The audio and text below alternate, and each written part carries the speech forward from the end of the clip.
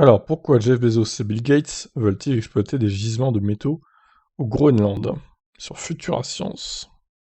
Les milliardaires Jeff Bezos, Bill Gates et Michael Bloomberg financent un projet d'exploration minière au Groenland à la recherche de nickel, cuivre, cobalt et platine, des métaux qui entrent dans la composition des batteries des véhicules électriques. Oh là là, ils vont péter le Groenland, mais c'est pas possible.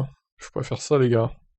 Abaisser les émissions de CO2 pour acquérir la neutralité carbone en 2050 représente l'un des défis majeurs de notre siècle. Pour cela, l'une des grandes idées est de remplacer les voitures à combustion fossile par des véhicules électriques.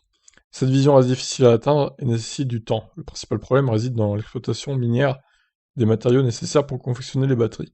C'est pour résoudre ce problème de taille que l'entreprise Cobalt Metals recherche des gisements au Groenland. En effet, une zone située à l'ouest du pays présente des similitudes notables avec la région russe du Norilsk, connu pour produire du nickel, du palladium en grande quantité. Cobalt Metals est soutenu par les milliardaires Jeff Bezos, Bill Gates ou encore Michael Bloomberg via le fonds d'investissement pour le climat Breakthrough Energy Ventures.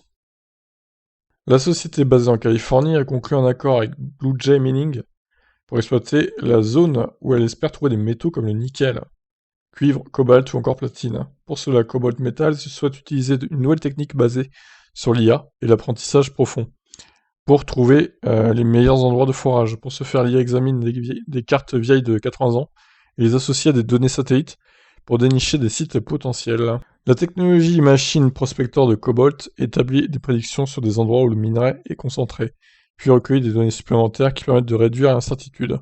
L'objectif est d'éliminer rapidement les endroits où les chances de succès sont faibles, de sorte que lorsqu'il est fort, ils ont beaucoup plus de chances de trouver la Terre. Ce qu'ils recherchent, ce sont des anomalies de composition, c'est-à-dire de gros morceaux de roche exploitables. Ces anomalies permettent de rendre l'extraction et le traitement du minerai beaucoup plus économique. La demande dans ces matériaux risque de devenir bien plus importante. Leur identification et leur exploitation nécessitent de répondre à des besoins de durabilité. Fin de l'article donc. Bon, bah en espérant que l'IA détecte du premier coup les gisements et qu'ils creusent pas n'importe où pour faire des trous énormes, quoi, partout, alors qu'il n'y a rien. Ouais, là, déjà, l'image, elle fait un peu peur, hein. Ça ressemble à la Lune, hein, tout ça, hein. Terrible. Bon, j'imagine que c'est un mal nécessaire hein, pour produire des voitures électriques, malheureusement. Voilà, je vous laisse réagir. Qu'est-ce que vous en pensez de ce projet de mining, enfin de minage au Groenland, du coup. Ciao.